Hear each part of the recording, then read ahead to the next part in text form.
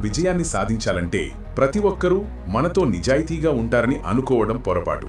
మన చుట్టూ మంచివారుంటారు, కానీ కొందరు మోసపూరిత వ్యక్తులు కూడా తప్పకుండా ఉంటారు. ఒక చిన్న గ్రామంలో ఆదిత్య అనే యువకుడు ఉండేవాడు. అతనికి ఎంతో ప్రతిభ ఉంది. చదువులోనూ క్రీడల్లోనూ ముందుండేవాడు. కానీ అతని స్నేహితులలో కొందరు అతని విజయాన్ని తట్టుకోలేక వెనుక నుండి కుట్రలు చేయడం మొదలుపెట్టారు. పరీక్షల సమయంలో తప్పుదారి చూపడం, ఆటలలో ఆటంకాలు కలిగించడం, ఇతరుల దగ్గర చెడు మాటలు చెప్పడం, ఇలాంటివన్నీ చేశారు. ఆదిత్య మొదట బాధపడ్డాడు. ఇంత మంచి మనసుతో ఉంటే ఎందుకు ఇలా చేస్తున్నారు అనుకున్నాడు.